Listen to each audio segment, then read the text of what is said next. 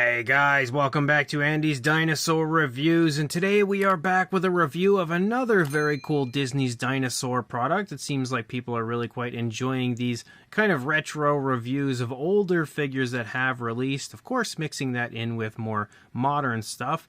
But this one is a figure I have been looking for so long, and it was honestly very hard to find one in working order. Most of the time when you see these, they just don't work anymore. So I was really happy to be able to acquire one that does work, and that would be the Thinkway Carnotaurus, again for Disney's Dinosaur. Now this is basically like I think it was termed as like a room guardian. I don't know exactly what the idea was behind this one, because again, I wasn't really collecting the toys when these came out. It was just something that I noticed over time and thought, wow, I really love that. I love the sculpt and everything on it. The paint apps are okay for what they are, but just generally because it is kind of like a animated, kind of animatronic type Carnotaurus, I really wanted to get a hold of it. And of course, just generally because it's Carnotaurus, and I'm a massive Carnotaurus fan. But again, it's like a room guardian or something like that, so it's like a figure that has like a sensor, and if you go by it, maybe it runs at you. I'm not too sure. I actually haven't put the batteries in it or anything to try it out quite yet, so I'm here saying that it works. It should work. According to the person who I purchased it from, it does work. So without further ado, let's jump to a closer look and we'll check it out further from there. So starting up here at the head sculpt of the Carnotaurus, you can see the detailing looks alright. It doesn't look super impressive, but it looks okay for what it is.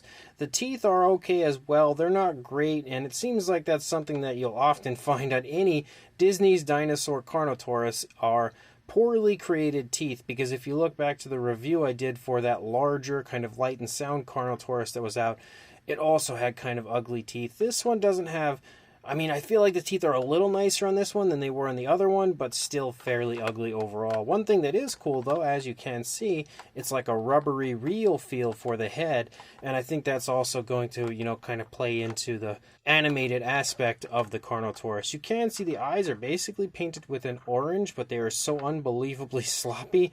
Like they didn't even try, they just basically smashed a whole bunch of orange paint in there and just moved on. There is also a random area of like a purple here in the face, which I'm not a big fan of. So when it comes to the paintwork, they obviously didn't put a whole lot of care into that. As you move back into the neck, though, you can see some of the osteoderms and stuff picking up, but you have all kinds of creasing and everything as you move down through the course of the neck. You've also got a little area of yellow coloration right here, the reds up here on the back of the Carnotaurus, and then you've got some more purple showing up as you move down. You can also see the horns are sculpted pretty decently. You've got some cracks and crevices within the horns, which look fairly nice. Again, you've got a nice shot there of the top of the head, and the fact that the skin texture looks pretty decent.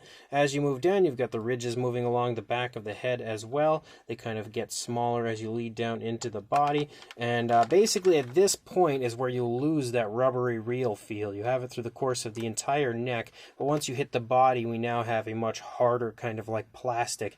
There is actually articulation in the figure outside of the animated aspect, but you can see you can move the arms forward and back, both arms, which is really cool, so you can basically pose those and display them wherever you want. As you move down into the lower part of the stomach, you can again see the skin texture actually looks really quite nice, and I will say the fine detail of this area of the Carnotaurus is pretty darn well done overall. The paintwork again continues to look kind of generic as you move through. As you can basically see, you've got like the reds, but then you've got like the purple running down, very generically applied, not nice and naturally applied. So as far as the paintwork goes, it doesn't really look that great. As you move up here, you can see the osteoderms continue to move along. The skin texture continues to look pretty nice. We also have that kind of line of like ridges moving along the spinal column. You can also see the hip bone as you move down, and as you continue to lead down, one thing that's kind of cool, it almost looks like there's like a scar or an injury sculpted out right here on the thigh. But you'll also notice the muscle definition looks fairly decent. We again have a few variations of color. As you lead down, you've got the reds, the purples, and more yellows. As you lead down, you transition back to the brown that you see for a large amount of the body, basically all over, but the yellow does run down fairly far. If you run down into the foot, though, you can see, which is kind of hiding behind this rock currently, you can see the foot sculpt looks pretty decent, and you have nicely painted nails with a very nice glossy black, which is pretty cool. There are dew claws for the Carnotaurus, but unfortunately they are unpainted. But as you lead back up, you can see a little bit of like an area of separation there for the tail. When I did acquire this, the tail was disconnected in the packaging. It doesn't seem like it wants to connect too nicely. Once I actually applied to the figure, that's like the best I could get it. As you move out into the tail though, you can see some more of the purplish tones ever so slightly applied. I don't know what the figure looked like exactly when it was first released. It's actually, not something I've been able to find too many images of, and again, the coloration may have faded over time on mine. As you can see, you have more of the reds and everything up here on the back of the tail as well, but again, we kind of return back to the real feel out here on the tail, basically right here. You return back to having a very rubbery tail. And as you lead out into the tail, you have that very trademark ending here to the tail of the Carnotaurus that you do see again associated with this version of Carnotaurus from Disney. And if we turn it around and take a look at it from the other side, you can again see everything looks pretty much the same over here. Randomly though, and as it just runs away, there's like blue paint right there on the nostrils. I don't think that was over here. So I don't know if maybe that's something that whoever owned this prior applied, or if that was on the original release. If any of you have the original release, let me know, because if that's not meant to be there, I might try to take it off. The eye is a whole lot nicer as far as the paintwork goes on this side, though. You can actually see the orange and a black pupil, so it definitely looks a lot nicer over here than it did on the first side. The first side they just didn't care about at all. This side definitely looks a lot nicer.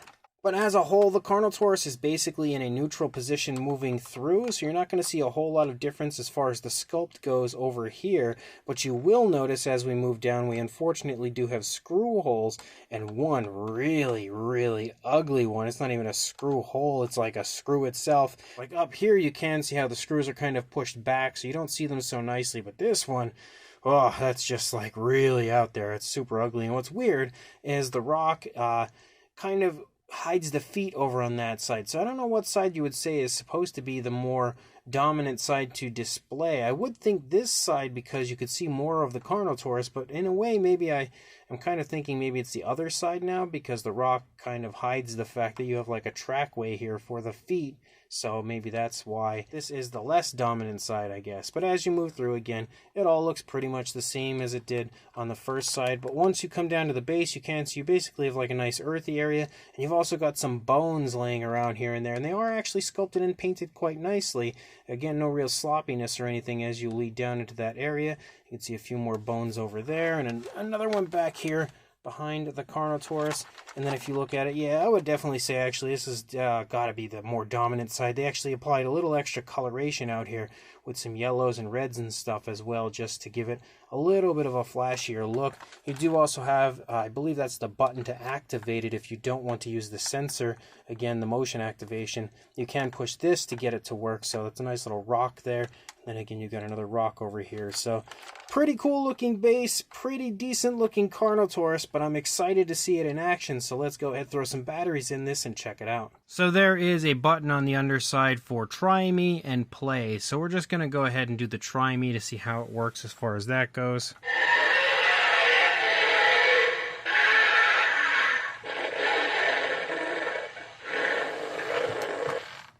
Okay, that was absolutely awesome. Let's keep going.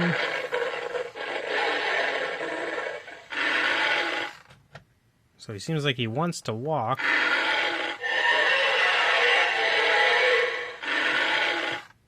Obviously, he doesn't have a whole lot of room. So let's go ahead and switch the button here on the underside. And then we'll just try it like this.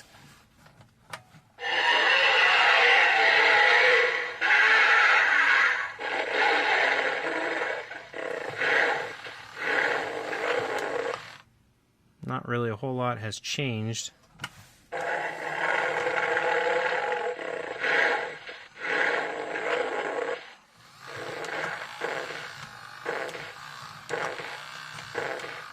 So he's got kind of a walking motion. He has the head and neck that move everywhere, and the Carnotaurus is like standing upright and everything. It really is super, super cool. I do have it on like the ability to play, and nothing's happening when I go near it, so maybe it doesn't have a sensor. Maybe I just always assumed it did, and if it does have a sensor, which it kind of looks like it should, maybe it's just not working, I don't know, but at least it does still move, does still roar, and all of that stuff. Let's do it one more time.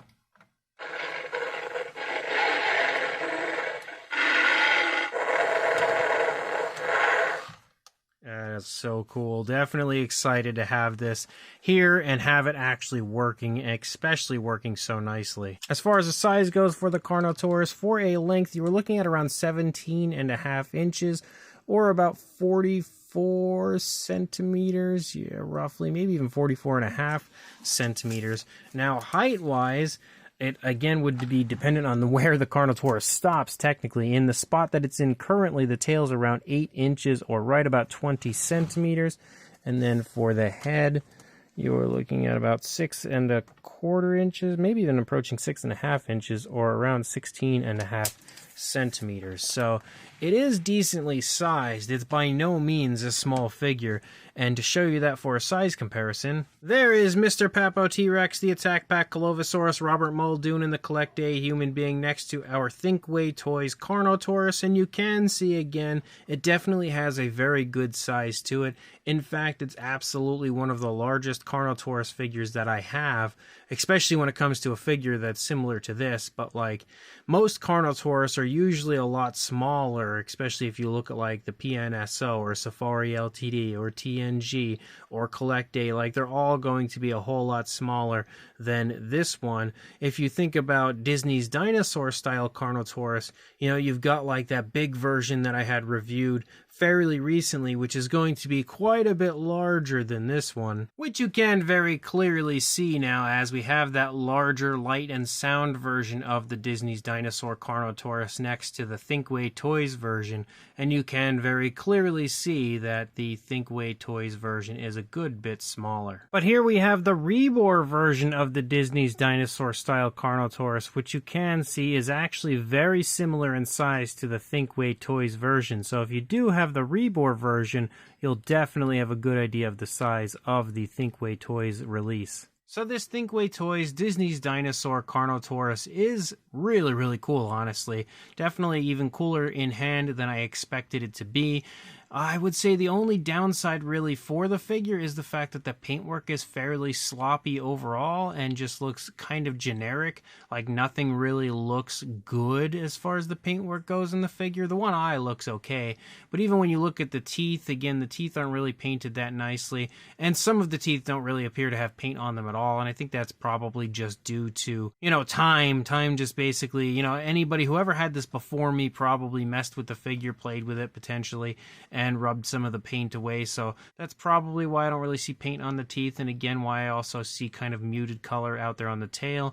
But even still, in the areas where the color is still pretty nicely applied, pretty vibrant, you can see it's just kind of generic as far as the actual application of that color goes. So it's not really the greatest painted Carnotaurus, but it does at least have more color than the actual larger light and sound version we had reviewed before. You know, that one was missing the purplish tones completely, which is something that you definitely see on the Carnotaurus in Disney's Dinosaur. So it's nice to see that even if it is generically applied, it is at least still there. The teeth are a little ugly as far as the sculpt goes, but outside of that, I feel like the rest of the detail looks pretty decent, and again, is definitely a nice looking version, capturing pretty much everything that I can recall from the Disney's Dinosaur Carnotaurus pretty decently. The actual like action feature of it is absolutely epic. I love it so much. Definitely one of the coolest things that I've seen when it comes to a Carnotaurus figure in quite a long time. I also like the fact that they've articulated the arms. Just like the only area that is posable on our side of things would be the arms, and again, I just like that they give you just a little extra bit of posability with the figure, but the actual action features, sounds, and everything looks really cool and works nicely. So if you are interested in grabbing one of these, you could probably find one somewhere, but they're a little tricky to find in actual working condition. So I would say just keep checking eBay, Mercari, places like that, and maybe one will pop up at some point in the near future and you can grab it. Maybe one's there now that was just listed. I have no idea. But definitely a fun figure, definitely worth searching out. So if you are interested, again, check those sites, and of course, like, comment, and subscribe, and I will see you in the next review. Thanks for watching.